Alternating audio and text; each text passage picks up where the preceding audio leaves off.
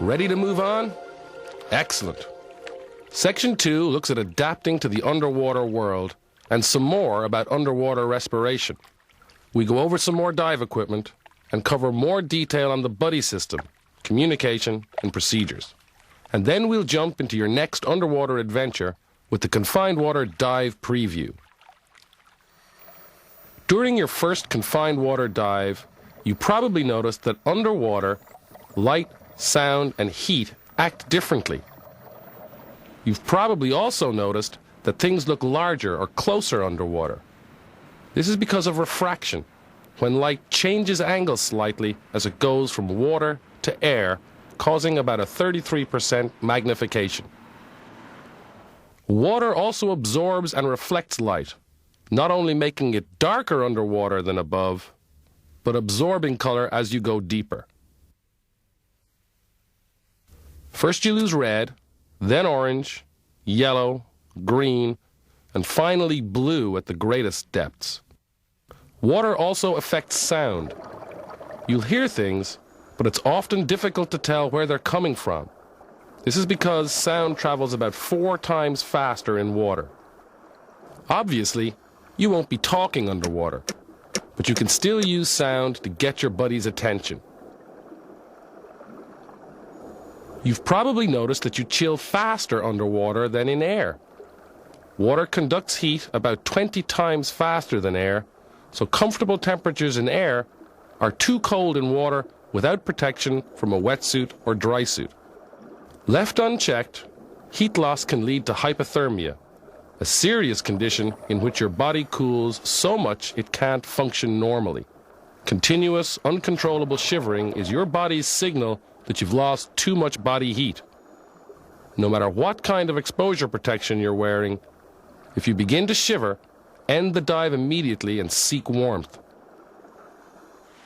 If you've ever tried to run in waist-deep water, you've experienced how its density resists motion. To save energy and avoid getting out of breath while diving, you want to swim slowly and steadily. Avoid rapid, jerky movements, which waste energy and make you use your air faster. Your profile affects this too. You want to be streamlined and horizontal to reduce drag, with your gauges tucked in close and with proper weighting. Dangling gauges add drag, bash and damage themselves, and can destroy aquatic life. Too much weight drags your hips down, disrupting your streamlining because you're not horizontal in the water. Learn to pace yourself, take it easy and relax while diving.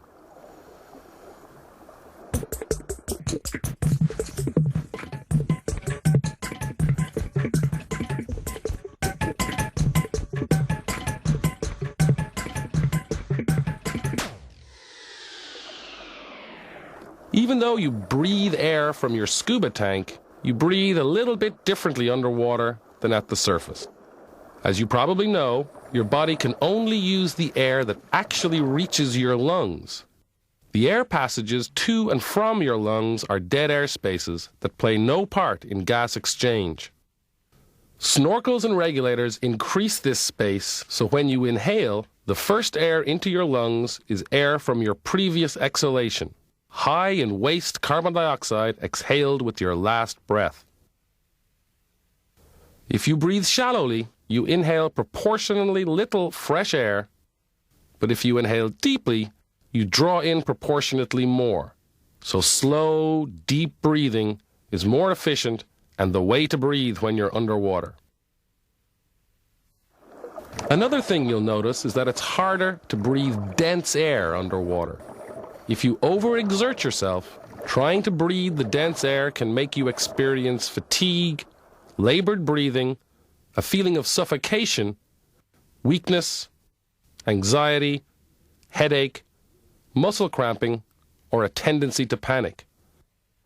If this happens, stop everything, breathe deeply, and rest while you catch your breath.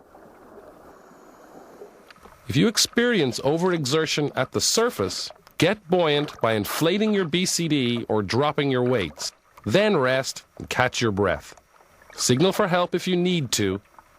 Once you recover, proceed at a slower pace. Prevent overexertion by pacing yourself to avoid breathlessness. Know your physical limits, move slowly, and avoid prolonged exertion. It's not unusual to have a little bit of water in your snorkel or regulator, especially after clearing it. Using airway control, you can breathe past this water by inhaling slowly and cautiously, and by using your tongue as a splash guard to keep water from entering your mouth. After you get a breath, exhale sharply to clear the remaining water. If you accidentally inhale some water, you may cough and choke a bit. Hold in your regulator or snorkel and cough as you need to. Swallowing may help too.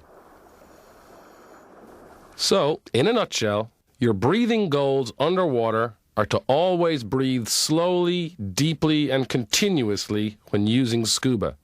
Strive to develop airway control.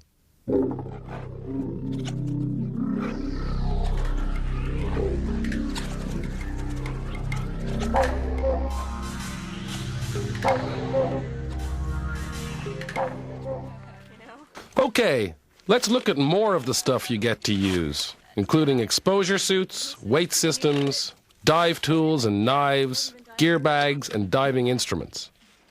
You'll probably want an exposure suit for virtually every dive to reduce heat loss and to protect you from incidental scrapes or stings. Made of stretch nylon or similar fabrics, bodysuits don't insulate much, but you wear them primarily in warm water for protection. They also help you slide into a wetsuit and provide some extra insulation, so many divers also wear them under their wetsuit.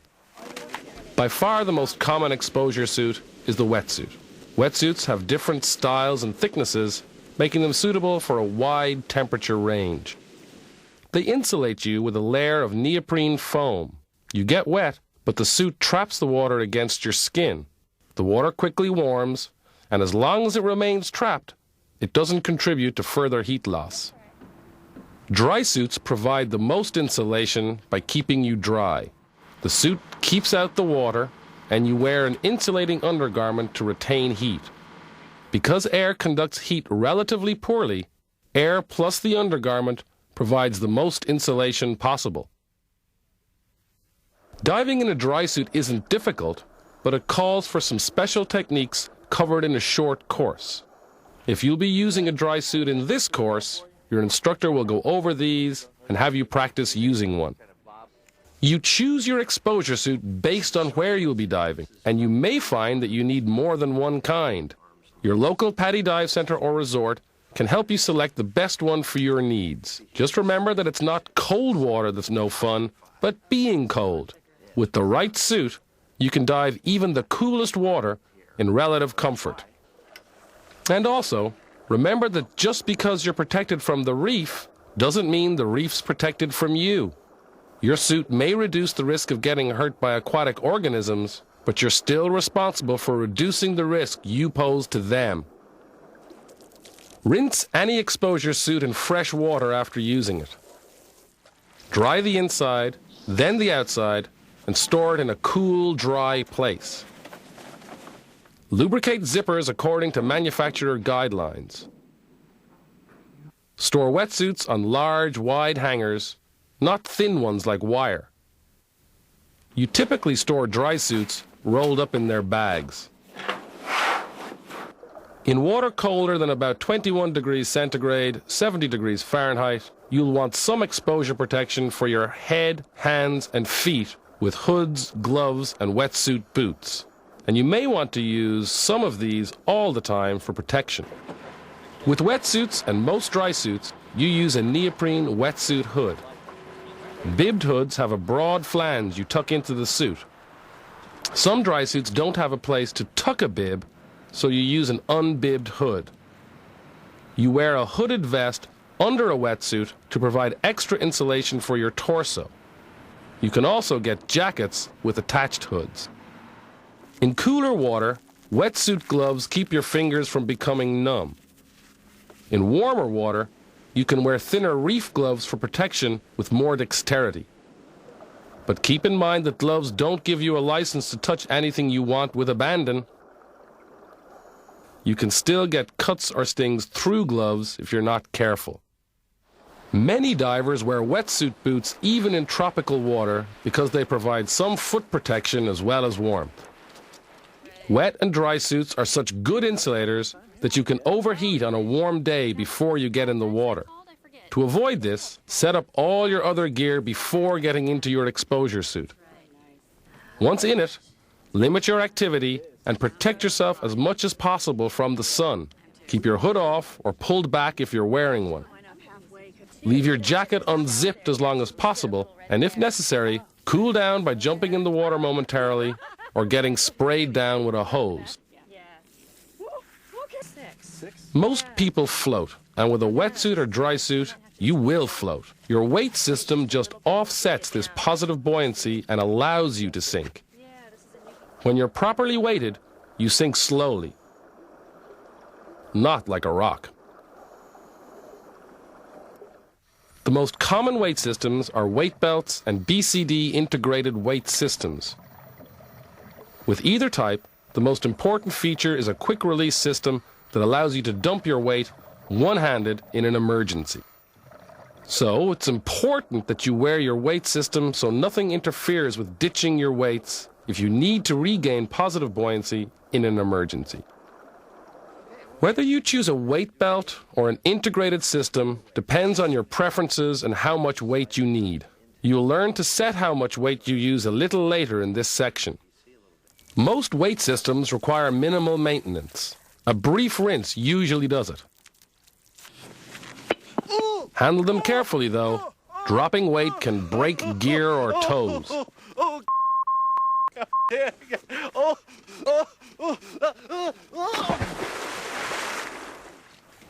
Scuba units with weight systems don't usually stand well, so lay them over so they don't fall.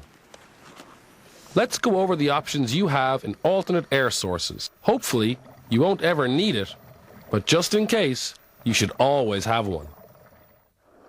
An alternate air source is any second stage you may use other than your own primary second stage to ascend while breathing normally. Most alternates require your buddy's help. The extra second stage, sometimes called an octopus, typically has an extra long hose to make it easier to use. An alternate inflator regulator combines the low-pressure inflator with a second stage, so you find it on the BCD hose. With this alternate, your buddy gives you the primary second stage and switches to the alternate inflator regulator. From the first confined water dive, you're already familiar with the low-pressure inflator. The inflator comes standard with your BCD unless you opt for an alternate inflator regulator, which your dive center or resort installs for you. When you invest in your BCD, your dive center or resort will connect the inflator hose to your regulator first stage. Be sure to rinse the low-pressure inflator thoroughly after each use, along with the rest of your BCD. You carry a dive knife or dive tool, so you've got a practical tool at hand in case you need it for an emergency, as well as for convenience. Take care of your knife by rinsing it in fresh water after each use and by carefully sharpening and cleaning it as needed according to manufacturer instruction.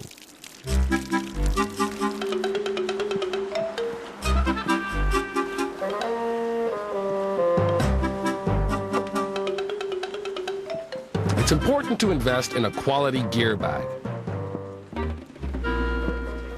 Choose one made from heavy-duty fabric that will hold all your gear except your tank, weights, and dry suit if you have one.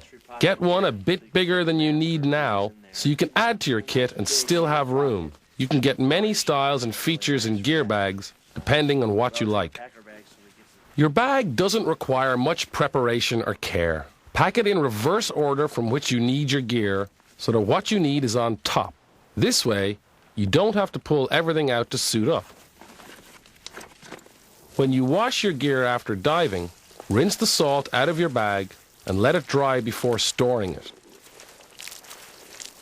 Since you're not a fish and lack most fish instincts, you use instruments to give you information underwater. As you learn, there are limits to how long you can stay underwater depending on previous dives and how deep you go. To track time, you either need a dive watch or a bottom timer. Underwater watches may be analog or digital. Most manufacturers rate their scuba diving watches for 200 meters or deeper, more or less. No, you won't be going that deep, but these are the ones designed with scuba in mind. A bottom timer does the same job, but it's pressure activated, so you don't have to remember to set or start it. Depth gauges tell how deep you are. It's mandatory equipment, no surprise there. Although there are analog models, the digital versions combined with your bottom timer are the most popular. It's amazing how the underwater world can throw off your sense of direction. You use a compass to track where you are so you can follow a specific course, find your way back to the exit, and so on.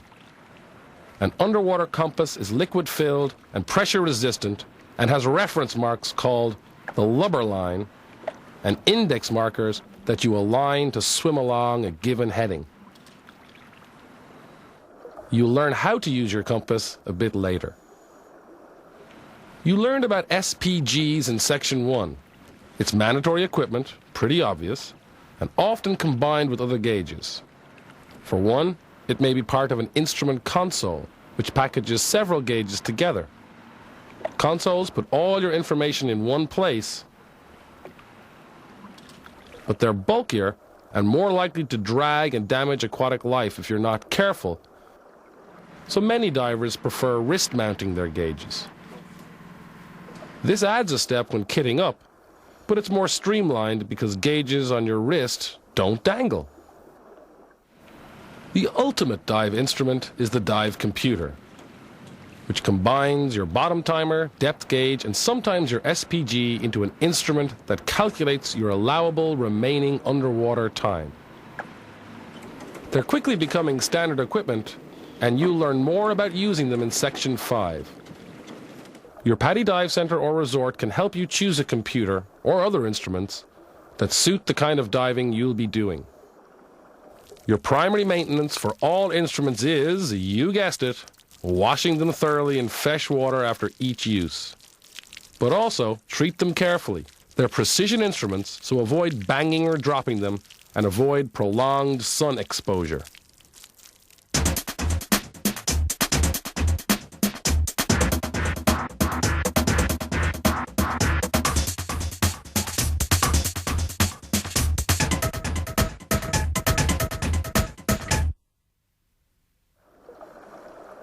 In Section 1, we looked at the buddy system. Now let's look at communication and procedures you use to make the buddy system effective. Sound carries well underwater, but without special electronic equipment, talking underwater is nearly useless. So you communicate with your hands by signaling or writing. First, get your buddy's attention. Now you can pass a message on a slate, but for routine communication, it's fastest to use signals. There are 25 standard signals. They're pretty intuitive, and you'll probably make up more with your buddy to suit the occasion.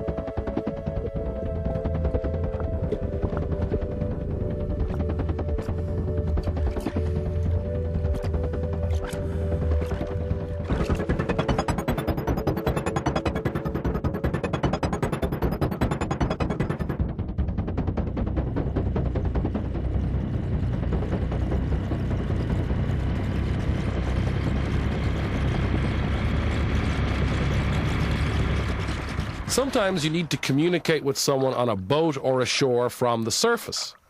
As you just saw, waving means help, so don't greet someone that way. To get attention, carry a whistle on your BCD inflator, where you can reach it without having to dig in a pocket. When you're in rougher water in particular, an inflatable signal tube makes it easier for the boat to spot you amid the waves. When diving with your buddy, you want to plan your dive together. There are 9 points to discuss and agree on. First, agree on appropriate entry and exit points and techniques. Then, agree on the course to follow, along with depth and time limits. You should establish and review communications and decide on a returning air pressure. Discuss how you'll stay together and also what to do if you're separated. Go over emergency procedures and agree on your dive objective. Plan your dive together and then dive your plan together. Before each dive, run through each other's equipment using the pre-dive safety check. Use the phrase, begin with, review, and friend to help you remember the checks. Start with begin, B, BCD. Check operation, adjustment, and that the inflator's hooked up. If appropriate, be sure it's partially inflated for the entry. With, W, weights.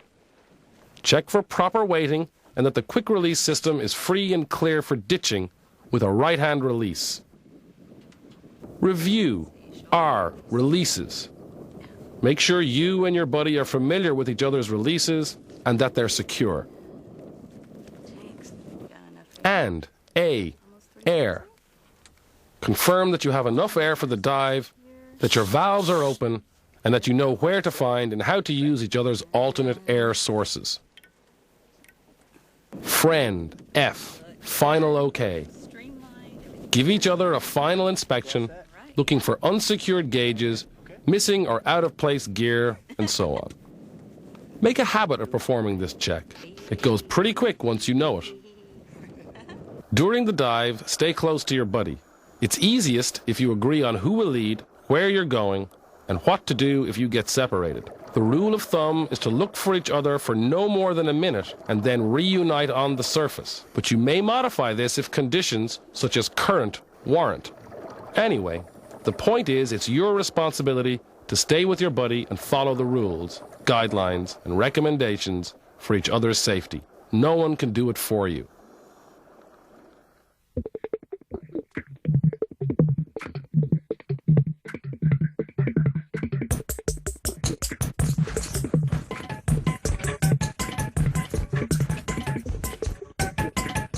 Time to head to the water. Let's go over what you'll be learning and practicing during your second pool or confined water dive. If your instructor had your gear set up for you during your last session, you'll probably set it up for this one. Then gear up like you learned last time. Starting with this confined water dive, you and your buddy will begin practicing the pre-dive safety check. Remember, BWRAF, BCD, weights, releases, air, and final OK. You'll learn several water entries during this course, and the one to use in any situation is usually the easiest. If you can wade or lower yourself in, that's usually better than a long drop. You obviously don't attempt entries from excessive heights.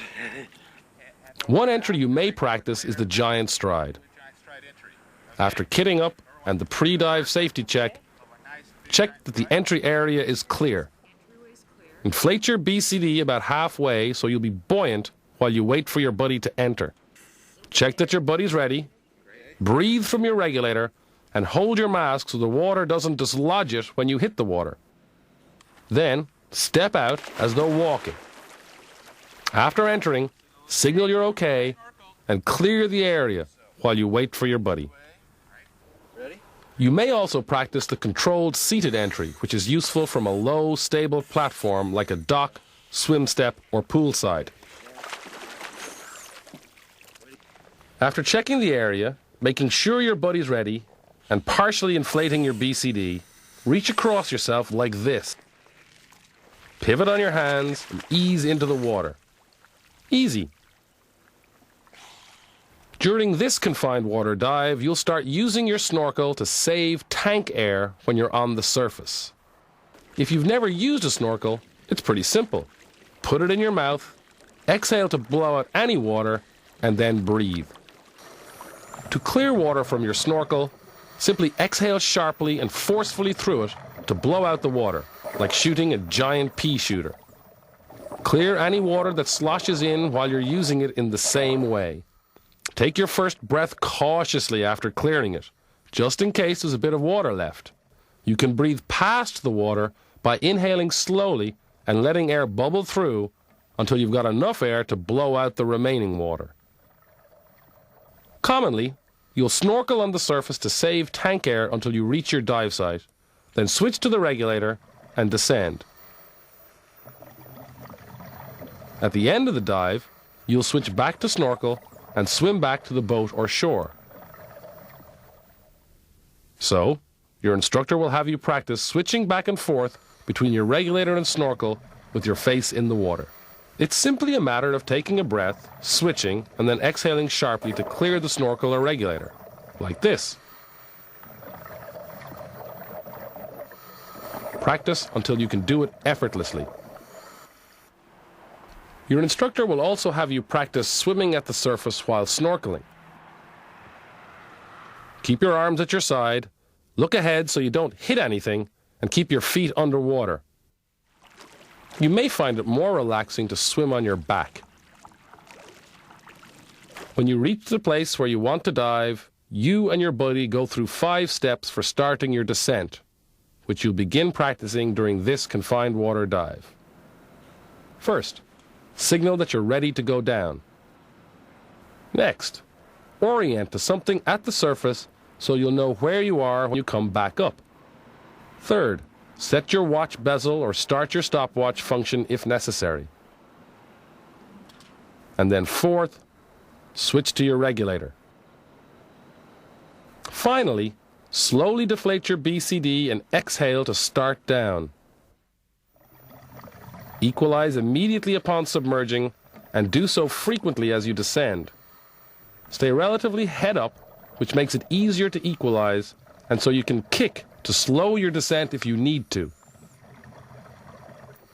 It doesn't happen often, but you can lose your mask underwater. Just in case, you'll want to practice breathing without a mask while keeping water out of your nose. It sounds harder than it is. You might find it easiest to inhale through your mouth and exhale through your nose to start, but practice until you can breathe just through your mouth. If you need to look up, exhale through your nose as you do to keep water out. Your instructor will have you breathe without your mask for at least a minute, which will be long enough to reach the surface on a typical dive. Of course, usually, if you lose your mask, you or your buddy will find it. Put it back on like this, making sure to keep hair or the edge of your hood out from the edge so it seals okay. Clear the mask and replace the strap, or replace the strap and then clear it. Whatever works best for you. If your BCD or dry suit inflator were to stick open, it would inflate your BCD or suit, possibly leading to a runaway ascent. To stop this, simply disconnect the low-pressure hose. To simulate a sticking inflator, your instructor may have you hold down the inflation button with one hand while you disconnect the hose. If you had to disconnect your inflator hose, or if you had no air in your cylinder, you'd have to inflate your BCD orally. During this confined water dive, you'll practice doing this at the surface, like you would to stay afloat. Simply take a breath and blow into the BCD hose mouthpiece while opening the same button you use to deflate. Blow in about 2/3 of your breath and release the valve button. Repeat this until you float comfortably, and note that you can save energy by letting your face go under while you blow into the BCD, and then lift your face for the next breath. This is easier than fighting to keep your face out the whole time. During this dive, you'll get to set your weight so you don't use too much or too little. Here's what you do. First, get in the water with all your gear on and your best guess as to how much weight you need. Second, with your regulator in your mouth, deflate your BCD and hold a normal breath at the surface. Third, relax and see where you float. If you're weighted properly, you'll float at about eye level. Add or subtract weight until you do. And then fourth, exhale. You should begin to descend slowly. Finally, if you do this with a full cylinder, add about 2 kilos or 5 pounds to compensate for the weight of the air you use during the dive. If you watch your SPG closely, you should never find yourself running out of air. But you should know what it feels like just in case, so you have as much warning as possible. To simulate low air, your instructor closes your tank valve while you breathe from your regulator. When breathing gets difficult, signal out of air and your instructor will reopen it. Resume breathing. That's all there is to it, but it gives you a good idea of what it feels like if you accidentally breathe your tank empty. You started learning ascent basics in your first confined water dive, so let's build on that. A proper ascent has 5 steps you'll begin practicing during this dive. First, you and your buddy signal and agree to ascend. Second, you note the time you've been underwater. Third, you reach up with your right hand as a guard and hold up your BCD hose with your left to release expanding air as you come up. Fourth, look up and around as you come up, slowly rotating if you need to make sure everything's clear above. Fifth, you ascend no faster than 18 meters, 60 feet per minute while breathing normally. When you reach the surface, inflate your BCD so you float before you remove the regulator from your mouth. In an emergency at the surface, your first reaction should be to get buoyant. If you can't do this with your BCD, you drop your weight. During this confined water dive, your instructor will have you practice doing this. If you're using a weight belt, reach down with your right hand, release the buckle, and pull it clear. Make sure there's no one below before you drop it. If you're using a weight system, you'll use the system's quick release. For simplicity or to avoid pool damage, your instructor may have you remove most of the weights before you practice this. Sometimes you'll need to slip out of your scuba gear to exit the water, like when you're diving from a small boat with no ladder. First, remove your weight system and hand it up or lay it on the pool side. If you have a weight-integrated BCD, it's usually fine to leave them in it. Next, slide out of your scuba system and be sure it has enough air to float before you let go. Remove your fins last if you need to, but you may find it best to wear them so you can kick as you lift yourself out of the water, like this.